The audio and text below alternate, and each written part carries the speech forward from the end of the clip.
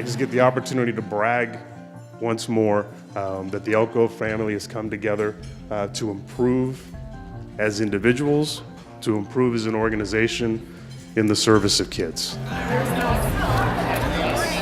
Our work as educators in Title I schools is to ensure equity by giving students what they need when they need it, one moment at a time, measurably learning on the path of being college, career, and life ready.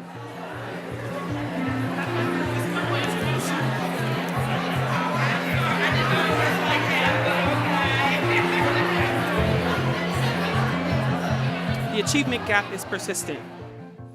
Our students need us. That's our why. And our call to action is grounded in our firm belief that education is a civil right. We are calling on you, in our power of one, to be the one to make the difference. I think we're always looking for keynotes in particular that can relate to what we're doing here in our work in Elk Grove and in our Title I schools. Although equity has been right in the heart of American education from the very beginning, equity in practice hasn't been. There's been a contradiction between what we say we believe and what we actually do. And so today, I'm going to use my time to disturb you, to push you, to make you uncomfortable with what you do. Because I think it's very easy for terms like equity become just yet another slogan. And our superintendent spoke this morning about, an inward mindset versus an outward mindset, right? How do we see the humanity in others? Every single program that we have in our department is about providing opportunity and access to students and families where there is none. That's the work of equity. Every child, including the undocumented, have the right to an education in this country. That's what the courts have said.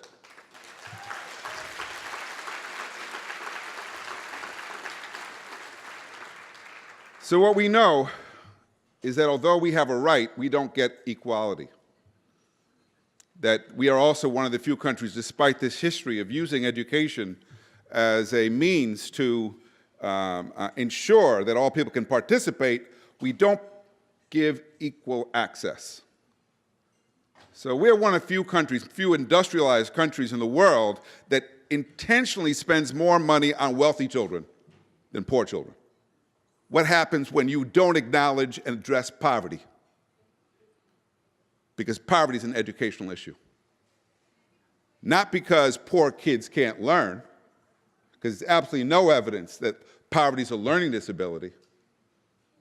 But when kids are hungry, and when kids don't have a stable home, and basic needs aren't being met, you can't expect to see those kids do as well as the kids who have everything.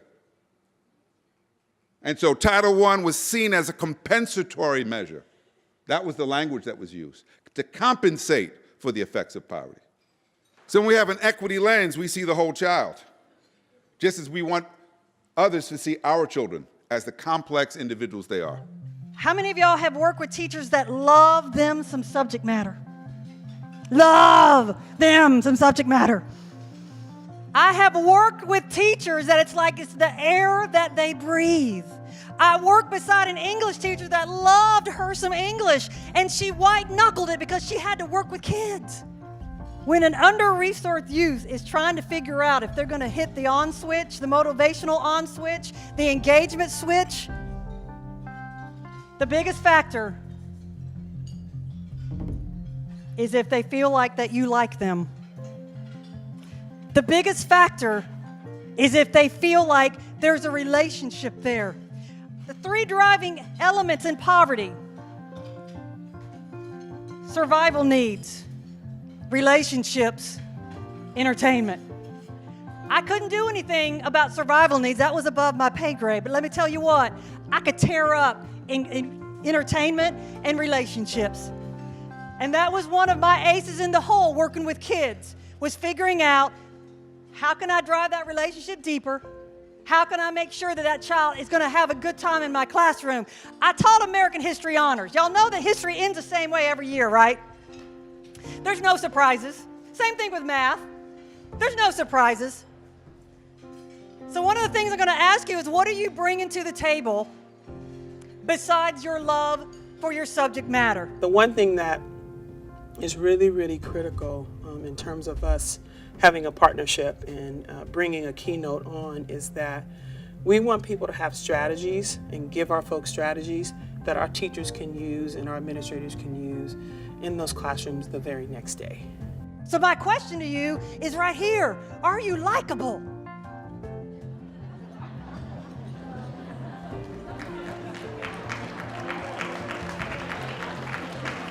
And if you need a couple of minutes to figure that out, that might be a red flag. Look, here's the deal. I am old school, okay? I was reared in the South. When you're reared in the South, you say yes, ma'am, no, sir. You fear authority, you respect authority, and you know that your place is what it is, and you take care of your business, and you do what you're supposed to do, okay?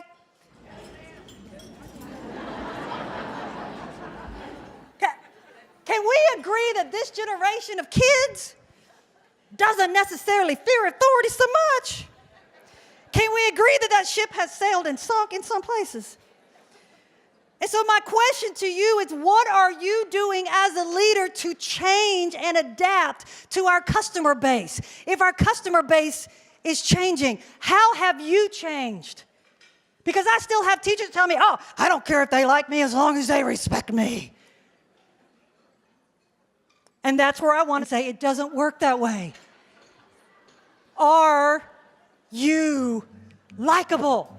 The session I went to today was the panel of the students.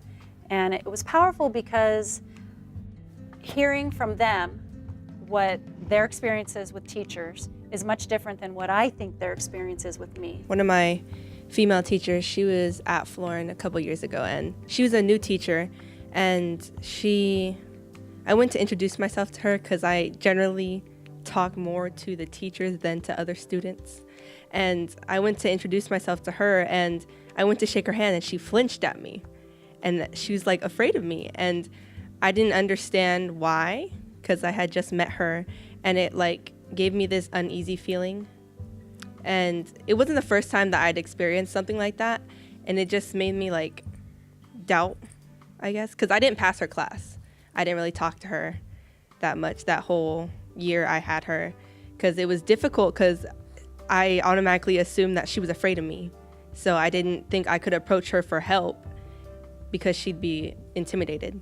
And there's still teachers who are intimidated by African American students just because they're African American. And I feel like more teachers should be proactive. They should walk up to a student and ask how their day is, if they're struggling, if they need any help with anything.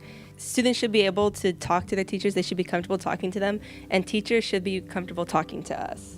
When I feel like somebody's intimidated by me, it gets me nervous because I'm like, well, if they're intimidated by me, I gotta watch my move or how I talk because they're gonna get scared. Like, oh, well, he's moving a certain way, so you have to get out my class. So I just like try to make sure my body language is like cool, calm, like I'm ready to learn, I'm ready to listen. I feel like if they don't show that they're scared or they're feared or they're intimidated, like we'll feel more comfortable for talking, asking questions, telling them how we feel and everything. I just feel like we just know that they're intimidated, so we're just like scared to show how we feel about everything.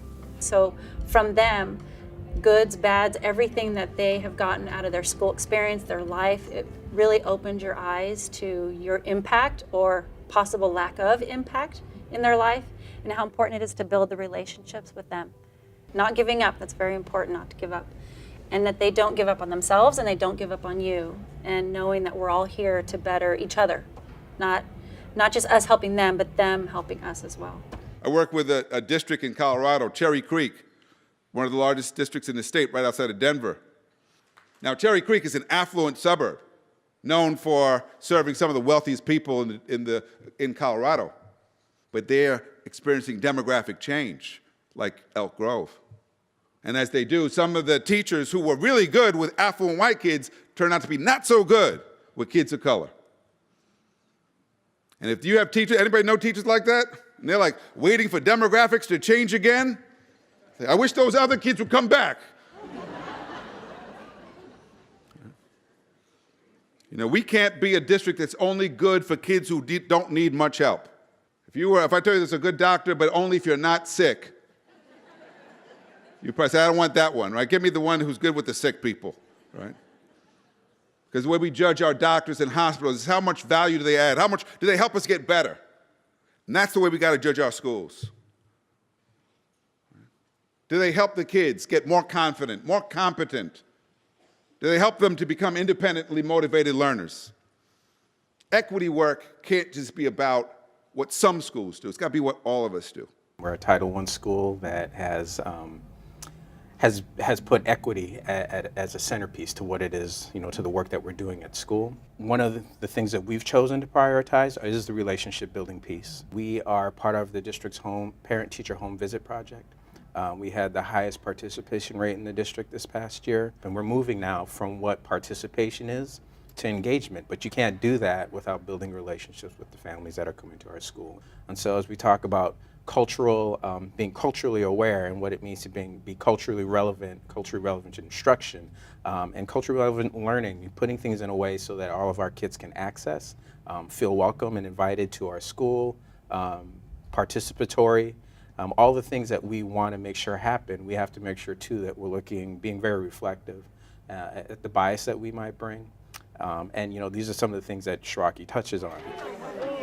Cultural responsiveness is about creating that space, that vibe, that energy, where we can all come together, have these tough conversations about the inequities that we're dealing with as a group, as a school, as a district, right? And you have to have the courage. See, with this safe place, then it gives you the courage to speak out for the kids who have been treated unfairly. This is the third way to know if you're culturally responsive. You are not confused about your identity. That you have a solid understanding and acceptance of who you are, racially and culturally. I'm about to find out. I want to know who you are. So we're about to do this activity called, Do You Know Who You Are? I need to know 6 things about you. I need to know your racial identity. How do you define yourself racially? I need to know then a behavior or an attribute that you do that is based on that racial identity. Meaning, if you were a different race, you would be doing different behaviors. Then I need to know your national identity, right?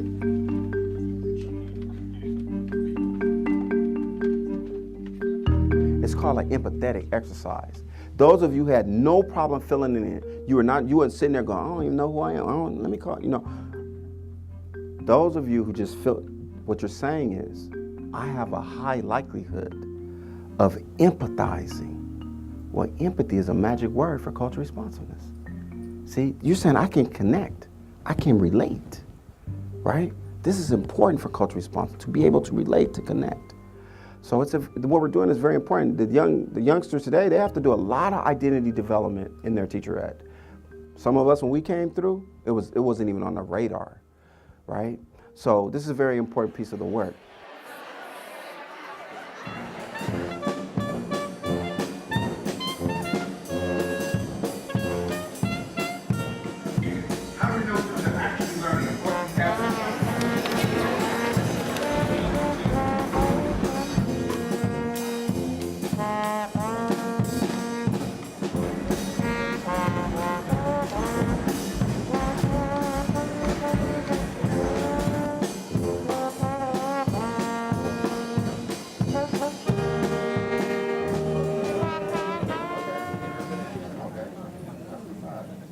So when it comes to the home environment, dysfunction, children who have been forced to deal with adult issues later become adults that deal with children issues. We have some adults in here right now today that are still dealing with children issues, right?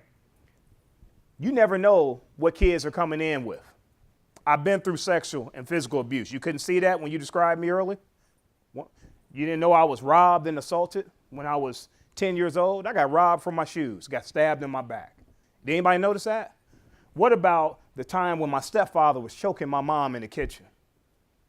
And I'm 11 years old, and I had to go try to defend my mom with a guy who was 6'5", 240 pounds, and I'm an 11-year-old kid. But I knew at the age of 11, a man shouldn't put his hands on a woman. So I'm in here trying to fight this guy with my mom, and he punches me in the face. So I go to school the next day, my face is bruised and bloody. Not one educator asked me what happened.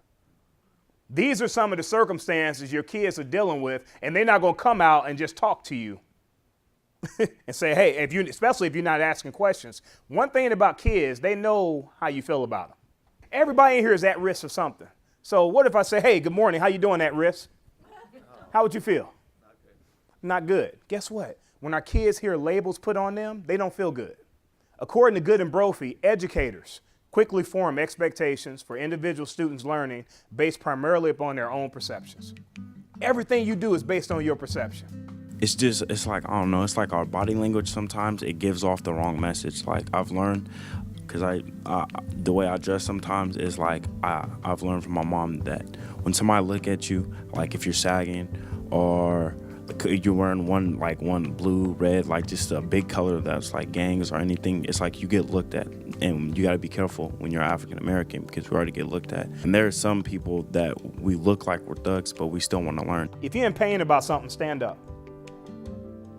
If you're in pain about something, stand up. You don't have to look around, just look up here. Pain is temporary, but quitting is forever. If you're in pain about something, you're not the only ones in pain in this room. But the first thing you do is you stand up and you acknowledge that pain. Because if we're gonna teach kids how to deal with painful situations, we have to deal with it ourselves. Go ahead and grab a seat. And we're all, like, mostly in my house, we're like, from the littlest kid, we're like, depression like runs really hard in my family. So everybody's depressed. And if there's things I could change, I would change a lot. But I'm kind of happy I didn't because of where I am today. But now it's kind of getting hard for me because if I help my mom more, because I know my dad wasn't present, that my mom wouldn't be struggling right now. Like, she's struggling or she's taking care of us and she's not worried about her health, where like her kidneys are failing. And it's like now that we're worried about my little sister because it's like there's stuff that's been going on with her, and then we found out that it could be cancer. So it's like I'm fighting on, I don't want to lose my mom and I don't want to lose my little sister. We got to know our students. You should know your students' test scores. You should know your students' family dynamics. You should know whose parents incarcerated. You should know who's homeless. You should know who's been abused, who's hungry. You should know these things. You should know their strengths and weaknesses. You should know their emotional well-being. You should know kids who have learning disabilities that need to be addressed. These are things as educators that we should know. One of the things that made me a successful educator was getting to know my kids. I don't know, like it's just kind of hard because I feel like the way I act back then and the things I've did back then is the reason I'm getting out like karma. Like I feel like everything is getting taken away from me. Like in the past 4 years, I've lost like every year, like since 2014, I've been losing somebody each year since 2017 now. So it's like I feel like my life is falling apart, and at the same time, I'm doing good, but I'm losing people that are close to me. So it's like I would tell my younger self that there's going to be times it's going to get worse, but never turn your light off. Keep it shining. Never close your eyes and think that nothing will ever get better, because at some point you'll be able to do what you want to and take care of your family like you want to. So I appreciate you guys listening. I really do. It makes me wonder if there's somebody at your school that you encounter every single day that knows what you're dealing with. You just heard, how old are you? I'm 18 now. You just heard an 18-year-old talk about, he said, I wish I could have took care of my mom. I could have took care of my sister. I feel guilty about that. And now all that stuff is coming into your classroom, into your school, right? And did any of your teachers know any of that stuff? Okay. Do you think that they know how you feel and that guilt that you're carrying? Okay. I would venture to say that, one, I'm glad that they know, but I would assume that there are a lot of folks, young people, that are dealing with that type of stuff, and you just don't have any type of clue, right? Clap it up for Darren for sharing that. This is one of the things I'm going to ask you as the chief emotional officer up in your room. Are you keeping an eye on the big picture, or are you zeroing in on things that really don't matter in the whole scheme of things? How are you doing allowing for your kids to show up in a way that isn't always appropriate, isn't always what you would expect from them, but allow it anyway? Our at-risk youth have enough inconsistency in their life. How are you doing being the leader that says, you can trust what you're going to get from me every day? Every day, you're going to get the same thing from me when you walk into this classroom. When I knew I had kids that had gone through trauma of which no kid should ever experience, the last thing I wanted to do was to add to that trauma. I wanted that kid to think, if I can just get to Miss B's class, it'll be all right. Teachers, they should build relationships with students, but I think they should also focus on making the students feel comfortable with each other, because a lot of time in schools, the kids who feel left out are because they feel like they are the outlier in the school. Like, my school is really big on school spirit, and we have like all these rallies and all these activities that make you feel like a family. Like, everyone is your brother or your sister or your cousin. Like, you feel so connected to everyone.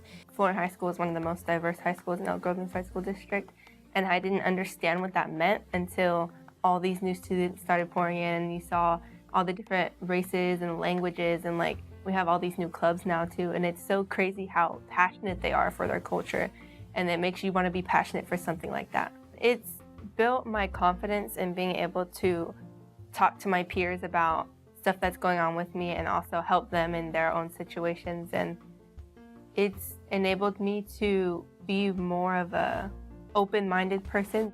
Having a teacher share their personal experiences with you about their life, it makes them more human. It makes them, you can connect with them better, and it's like they're not just a teacher to you anymore. They're not an authority figure that's on a pedestal. They're on your level. What I was pleasantly surprised about, they really were trying to help us. What they spoke of was to try and teach what young people, students are experiencing, not just Black kids, but kids. They spoke about the challenges that they bring along with them to school, and it opened my eyes. I mean, I have one, and so I've been part of her experience, but she opened my eyes to her perception of our shared experience. It was different. She humanized herself, as all the rest of the kids did, to me and to us today. I thought that was amazing. It was empowering, not only like being able to share my experience with other people, but also hearing other kids, what they've gone through and how they've overcome all the obstacles that they went through. It helps them feel less different, because everyone comes into school feeling like they're going to be different than everybody else. Like, they're going to stand out more because they dress different, or they act different, or they come from different backgrounds. And like, hearing people's experiences makes you feel more connected to them, more like on a humane level. I think what they were trying to express is trust. I kept hearing trust. That's a doorway. If you have a difficult time with how you feel about yourself, it's that much more difficult to open up to somebody that you don't trust. Everyone at my school feels that way. Like, people feel so insecure about finding, like, they don't know what they want to do in the future because they don't know who they are right now.